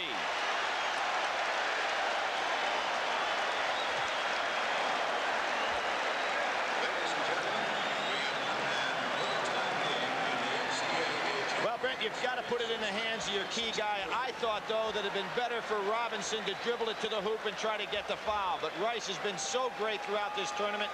Great turnaround jumper. It almost shocks you when he doesn't make the shot. Calculated play. Yeah, good choice. I think you'd want him to win or lose it. Yep. Absolutely. Yep. He had a shot. We've seen Rice make a lot of them in the tournament. This one doesn't fall, and we'll go to a 5-minute overtime. It has been longer than 2 decades before the Loyola Ramblers defeated Cincinnati, a game I'll never forget. Those of you in the Chicago area were listening to that great call by Red Rush. They win it. They win it. Now they have a jump ball to start the 5-minute overtime. Higgins controls for Michigan. Michigan gets 1 timeout. They had none, and Seton Hall 3. They hit Rice on the inside, and Michigan goes up by 2. Well, it was just 2 seconds too late. But the Wolverines will take it nevertheless. Seton Hall's ball. Seton Hall has not been in an overtime game this year. Michigan been in 1, and they won that game against Iowa. Interesting, that first overtime game in the history of the NCAA. Arnie Farron back with Utah MVP, and they won that one. Green hits Gaze, bringing Higgins out with him. On the switch, Robinson will take Gaze. And the hot man has been John Morton. Rice watching him. A little clear out for Morton. Takes it into the paint, not there. He and Ramos play catch. Now with the shot clock running down, Gaze bangs in a 3, his first field goal of the game, and it came in overtime. And Brenny just hung around out on the side and lulled Ramil Robinson to sleep.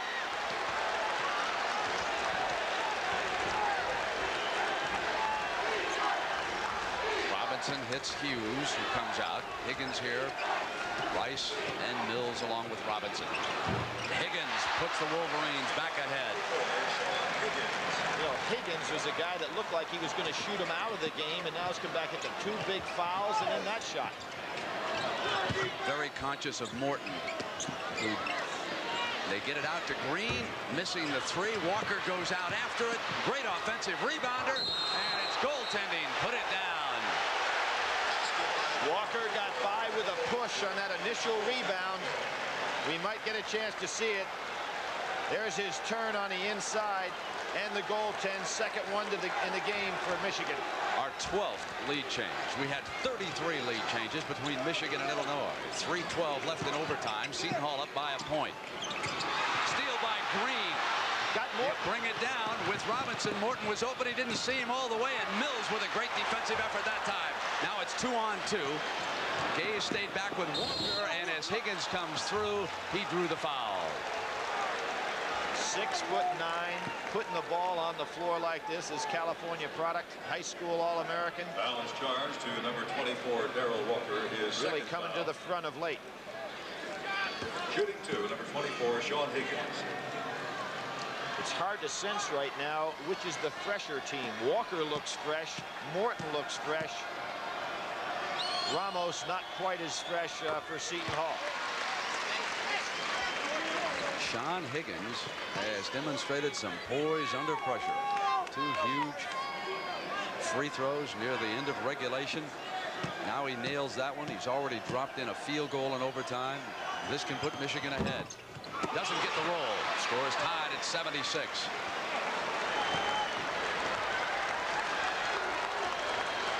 See if PJ goes to that double high now and going to force Michigan to chase. Morton, he's got another one. 35 points. And a 3-point Seton Hall lead. 2.5 minutes. Ramil has been quiet on penetration, Brent. I think he's got to start putting that ball on the floor and go inside like he did in the first half. Move to Higgins. The 3 is short, and Morton's there. And now you can see that signal of the P.J. Calissimo putting his hand on the top of his head. They're going to play their double high delay game right now. It's impossible to steal the ball on this. You just have to play solid defense and work against the clock.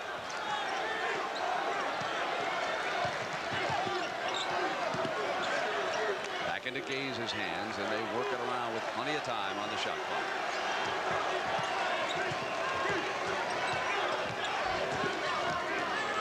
timeout call. Seton Hall uses one of its 3 timeouts. 1:42 left in overtime, and Seton Hall leading it by 3. Well, John Morton with 35 points, his career high, and he's moving into some rarefied air. You saw that shot of Bill Walton earlier. He has the record for a championship game with 44. Then it's Gail Goodrich, Jack Givens, and Lou Alcindor, who became Kareem Abdul-Jabbar, scored 37. And Morton has led the way, 79-76. Seton Hall leading it, and that's the time they have left. Morton gets inside, won't fall, and Rice off with the rebound. Brent, Robinson only has 1 field goal in the second half. He has not been penetrating like he did in the first half. He's given the ball up. Rice open on the 3, and this time it won't fall, but Higgins has got it back. Missing, and it is rebounded by Seton Hall, and then they foul, and it'll go against Robinson at the 1:17 mark, and Billy Sean Higgins continuing to fire away. Yeah, I really think that they're getting some bad judgment there by Higgins, but I'm surprised why Ramil Robinson is not keeping the ball in his hand, penetrating a little bit. And then you know that Seton Hall is going to slough down inside. He can fire back out to Rice. Billy, when you go back and look at this tape tomorrow, you'll see that he was not the same after the timeout. They kept the ball in Caleb's hands, and they got away from what they were doing very well, and that was getting Ramil in on the inside. Remember that reverse jam we had, that replay? But he also, Brent, may be very, very tired after that Illinois game, because he hasn't been the same in the second half. Good pressure by Green on him. Here he comes. Let's see if he takes it. Free throw. Robinson looking. Green is there, and he will not give him an alley. Good defense by Green. Higgins gives it up to Rice. Down toward a minute. Michigan trailing it by 3. Mills backs his way in. Now the turnaround, and it's a 1-point game. And the clock gives Michigan one more chance, because we're down to 41 on the shot clock, and more time remaining in the game clock. Now Seton Hall needs something this trip. Missed an important front end. Weren't able to get it down the last time before that. And Michigan will look for that defensive stop. The hot hand holding the ball, John Morton. And he'll take Rice down on the inside. Down toward 5 seconds on the shot clock. Seton Hall will have to hurry. Morton will go one-on-one, up high, short. Michigan's ball. They've got an opportunity here now to win it. They've got to hurry. 5 seconds. Robinson goes in. Foul call with 3 seconds. A foul against Seton Hall with 3 seconds. Brent, that's the play that Michigan had been waiting for a long time. Keep the ball in Ramil Robinson's hands. Make Seton Hall make the play. Not much of a foul, but Green did hit him. Billy, Seton Hall did not get a good play up here at the other end. No, they didn't. They wound up with a one-on-one with Morton going in against 2 taller Wolverines. And then that allowed Robinson some daylight down here. And as he came on the inside, he was fouled. And so with 3 seconds to go, he'll have an opportunity to put Michigan ahead. And Brett, one of the only statistical weaknesses of Ramil Robinson's game is his free throw shooting. 64%.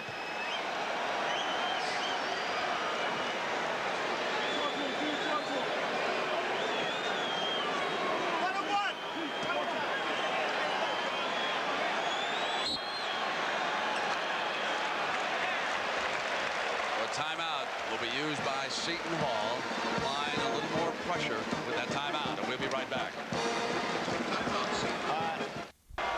3 seconds remaining in the NCAA's first championship overtime since 1963. Ramil Robinson, the point guard, and they're the parents who raised him in Cambridge, Massachusetts, with an opportunity to put Michigan ahead. It's a 1-and-1. He'll shoot the front end right here and get a second free throw if successful.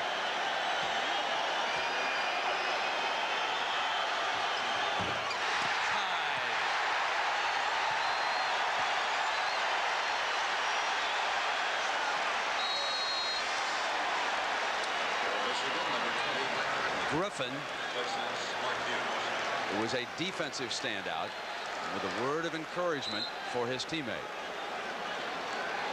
Now you see Steve Fisher wanting all his men off the lane. PJ, on the other hand, is going to want the ball up to half court and call a timeout.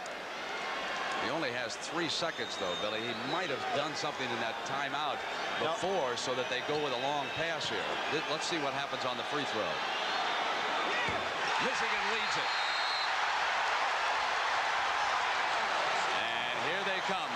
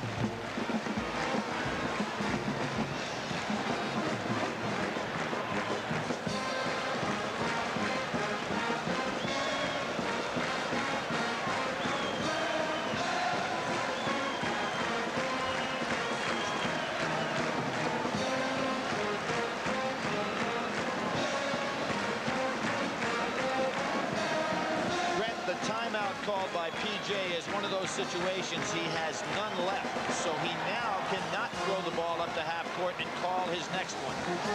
He's got to go the 94 feet and get something off, and about the best thing he can afford to do is try to go up the sideline. Remember the Indiana-Illinois game. Go up that sideline looking for the three-point shot. He's got Morton, who's been hot, and he's got Gaze on the other side. Billy, in talking to a lot of the coaches, there's a big difference between 3 and 2. Illinois had only 2 seconds left that day at Indiana. Seton Hall with 3. I thought that he could fire it up the sideline quickly and then call the time, and he'd have it up here in the half-court area, but now he no longer has that available. See who he's going to use to take the ball out of bounds. It looks like Ramos is walking back beyond the end line. And Michigan opts not to guard the man throwing the ball in bounds, but Steve Fisher calls one of his timeouts to say, I want to take a look at the deployment. Nice move on his part. So both coaches exhaust their timeouts in overtime. Not too far from that Space Needle here in Seattle. Michigan only 3 seconds away from claiming its first ever national championship and becoming the first team to win both the Rose Bowl and the NCAA in 1 year. Now, after the timeout, Fisher will deploy a taller man, Mills, against Ramos. He knows that P.J. Carlesimo cannot change. He's out of timeouts. So Fisher comes up with a big move after that timeout. They're going to have to get the ball over Mills, who will try to harass the big man on the throw-in. Really like that strategy, Brent. Steve Fisher doing all the right things in this particular ball game. Segan Mills makes it tough to throw the line drive pass. Starts when touched. Long pass. Walker and Green battle. Walker fires up. It's over. Michigan has won a national championship. And for the 3rd time in the last 8 games, it has been decided by 1 point. The Wolverines win an NCAA title over Seton Hall. A tough opponent all the way.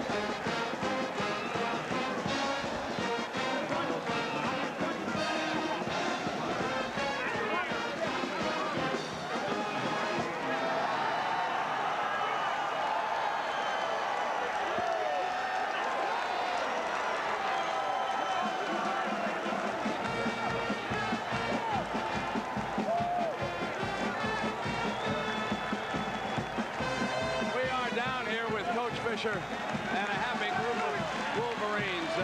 Coach, just a tremendous emotional game tonight. I know you were on a roller coaster all night long. Your thoughts now about what you've been through with this group of athletes? I am the happiest man alive right now, Brent. I'm just so proud of every one of them. And Ramil is such a gutsy kid. And you can go back to Wisconsin when he missed 2 free throws with 8 seconds to go, 1 point behind. He came out after that for like 2 weeks straight and shot 100 every night. He told me, he said, Coach, I'm going to make those the next time. I rebounded for him. I rebounded. You went on that line. It was all there. I saw after you hit that first one, you turned, threw that fist up in the air. What did it feel like to know that maybe you had won that national championship? Well, it felt so wonderful. Wisconsin let the team down because I missed a one-on-one, and I just didn't want to let them down this time. They played a great game, though. Glenn Rice, in the first half, you were penetrating an awful lot down into the hoop. The second half, you weren't. Were you kind of worn out? No, I wasn't worn out, no. I figured I was taking the game too much to myself, and I wanted to get the other guys into the game. And, I knew I couldn't win just by shooting the ball all the time. You had to get the other guys into the game. We got some of the game, particularly Glenn Rice.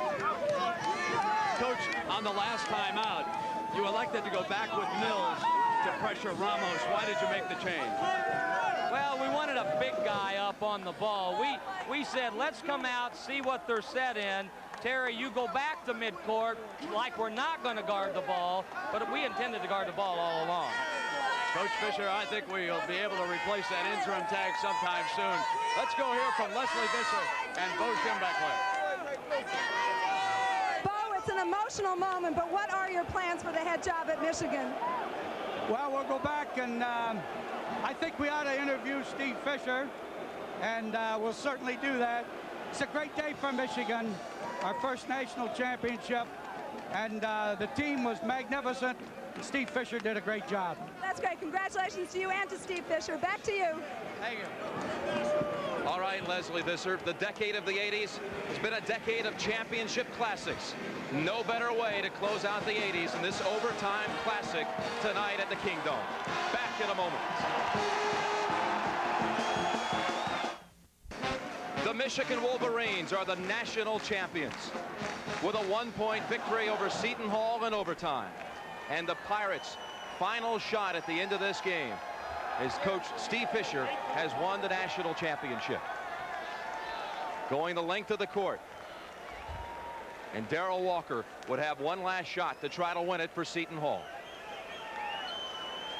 An 80-79 victory for the University of Michigan.